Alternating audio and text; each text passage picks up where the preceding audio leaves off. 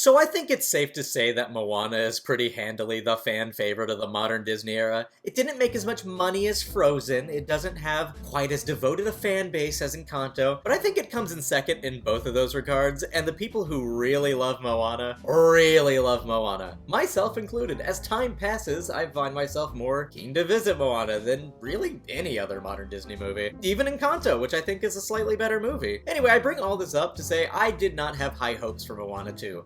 I reacted to 2 of the trailers on this very channel, and while they were good, there wasn't really anything to latch onto plot-wise or character-wise. And then the reviews started pouring out, and oh no. So in advance, let's address the elephant in the room. This story wasn't planned for a movie, it was planned for a TV show. In fact, the entire movie was a TV show that was then polished up and edited and reworked into a film sequel, in no doubt to make up for the whole Wish disaster. That movie bombed hard and Elemental didn't do much better. And Disney really needed a guaranteed success, and they got 2 of them this year. Inside Out 2, as I'm writing this, is the highest grossing animated movie of all time, and Moana 2 will definitely top it. I work at a theater, so my word is gospel. Now, no matter what I say in this review, I don't want to validate any of the shady practices that went on behind the scenes. I imagine there was a lot of crunch time and pressure on the entire team. Nobody's come out and said anything about this. But I know how animated movies are made, and a movie being announced in January only to be released in November of the same year is not normal, especially for a massive studio like Disney. It doesn't happen. So with all this disclaimer out of the way, I want to say I liked it. I had fun with it. And while it's not an excellent movie like the first, it's certainly not bad. Now, first of all, I was really into the first act of Motunui. The plot setup is really strong. It was hitting that, oh yeah, Moana's the best protagonist of any modern Disney movie besides Mirabel, and it's not even close, vibe. The little scene with Maui intrigued me, and yeah, I was vibing.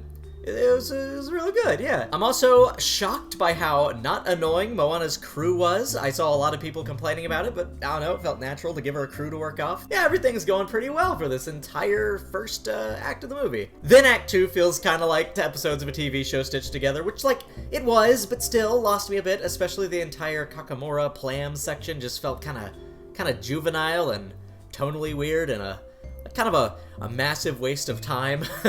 It felt like a filler episode in a TV show, which it was. And yeah, the episodic nature of this movie is noticeable. Like, you can absolutely pinpoint where episodes start and end, and it's interesting. The third act is pretty cool, though.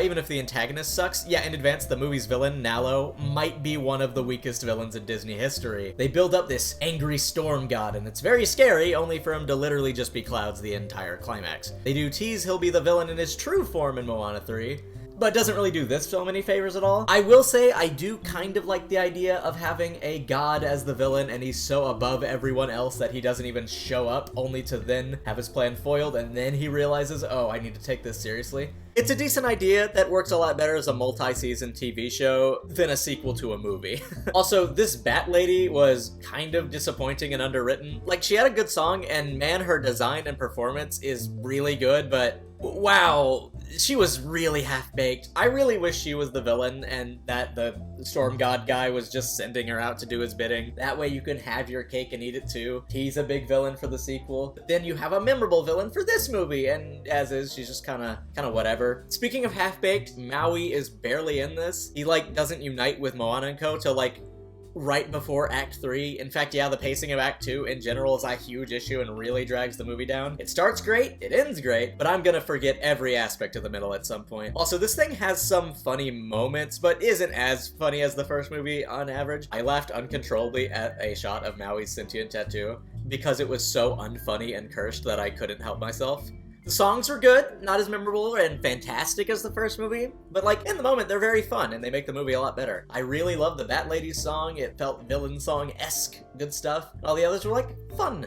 Maui's was even pretty fun, and I don't like Dwayne, so that's cool. I don't know, it feels like a pretty typical sequel, like the exact definition of what one would expect from a sequel to Moana, and if I didn't know it was a TV show turned into a movie, I probably wouldn't be able to tell. Anyway, it's pretty good, even if I recommend you wait to streaming. There's no urgency to see this in theaters, and even though I liked it, I don't think that, like, it's necessary to see this in theaters, especially since Disney does not need any more money. In fact, I'm gonna use the rest of this video to rant about Disney for a minute. Hold on. So, I work in a movie theater, and wowers, I get to watch movies for free. I've watched a few, planning to do a big video about that later this year. However, with Moana, they had like a full week where we weren't allowed to see it for free and would have to pay full price despite working at the theater?